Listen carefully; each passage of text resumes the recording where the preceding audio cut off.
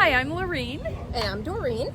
And we are filming one more of our Let's Explore Webster videos. Since it's Halloween time, we thought it would be perfect for filming the Webster Cemeteries, which there are how many, Doreen? There's 7 that we'll be visiting today. 7? No way!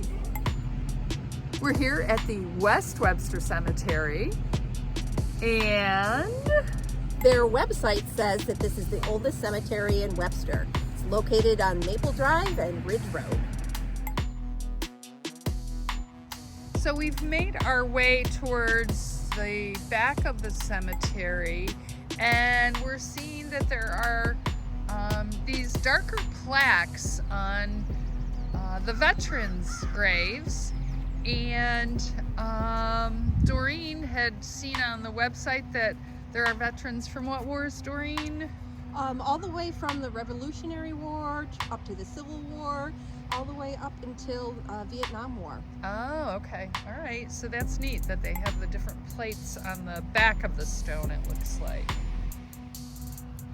And as you can see from some of the photos that we will include in the video, there are a number of very old headstones here. So it is very interesting to look at the years that these people were born and died.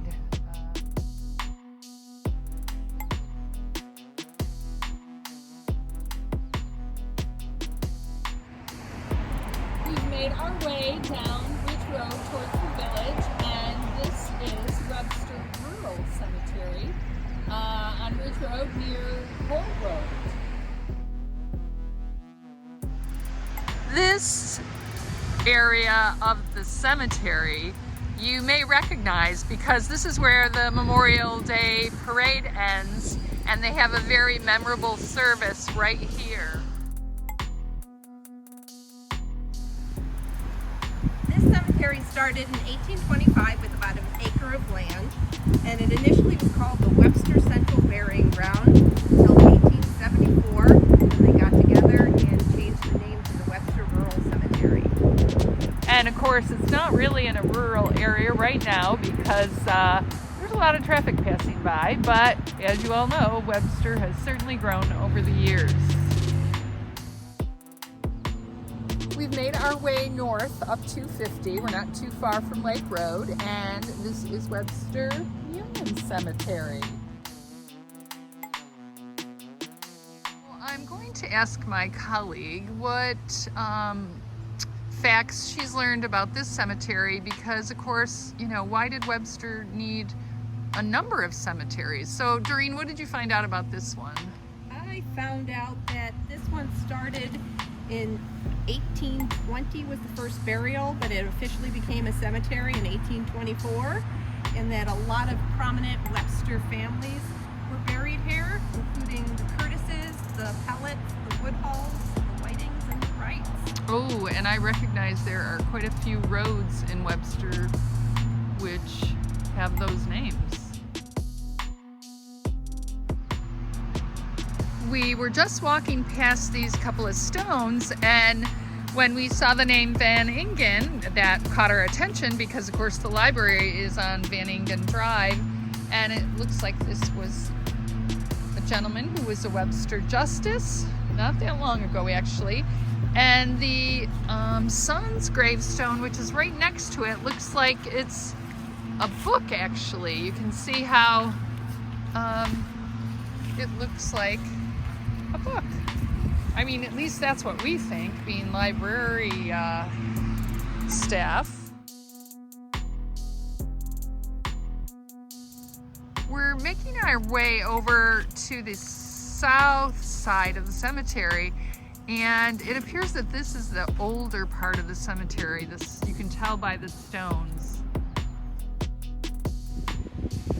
This part of the cemetery is getting us more in the Halloween mood. It just looks a little creepy with all the stones that are covered in black and they're falling, and it's this, yeah, Halloween.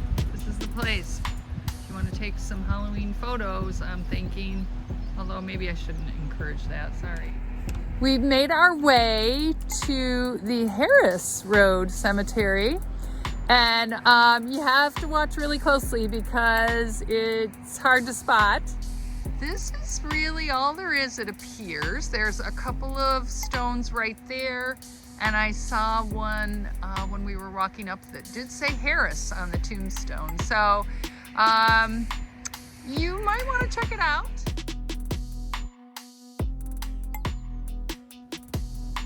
We did find a few more graves scattered around. A lot of them are flat on the ground, so we can't see them. So if you like cemeteries, this would be pretty neat to just walk around and see the ones that are here. We didn't actually see the dates, but they are very old, needless to say.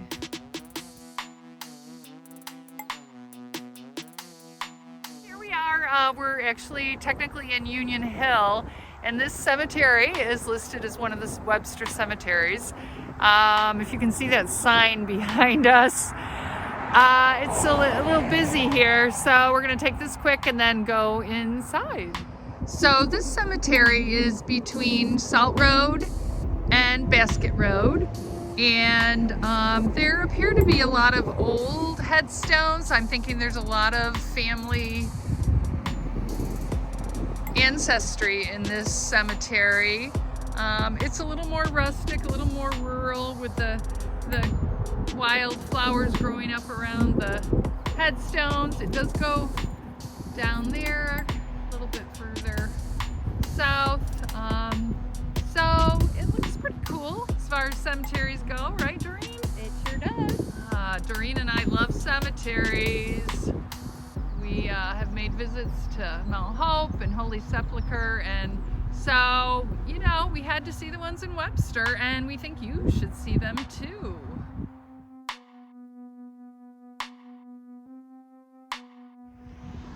Okay, so there's blue sky, but the birds are flying overhead. We're thinking this is the good Halloween theme.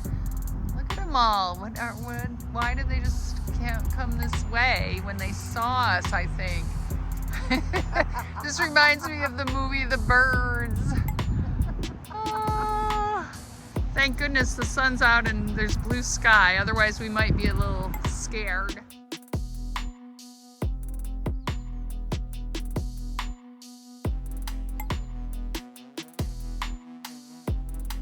So here we are at the Holy Trinity Cemetery, which is located right behind the Holy Trinity Church on Ridge Road. So this looks like a fairly unique little spot in the cemetery here. And I do notice that they have headstones for former pastors. I'm not a parishioner of Holy Trinity, but I'm sure people who attend Holy Trinity know about this spot, but it really is unique, I would say. So I'm just going to show you, we're going to kind of pan.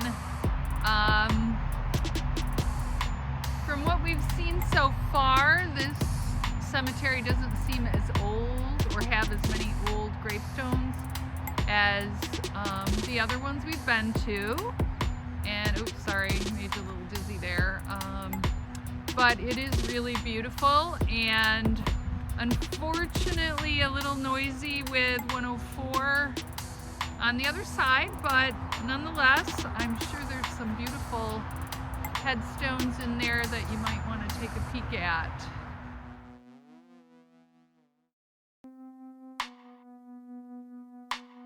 This is actually situated in between two homes, and it is called the Webster Pioneer Burial Ground, although it says it was known as the Robb Cemetery. And apparently the names on the bottom are the only people who were buried here. This cemetery was set off from the farm of Andrew Robb as a family burial ground, although relatives and friends were also buried here. There's no headstones to see, and I guess as far as we know, there's not too much more to say about it, but it does say here that it was rededicated in 2015 by the Village Historic Preservation Commission. Some of the information that we shared with you today we found in the Webster Through the Years book by Esther Dunn, which we have several copies of at the library. So if you're interested in finding out more details, stop in and we'll help you find a copy that you can check out.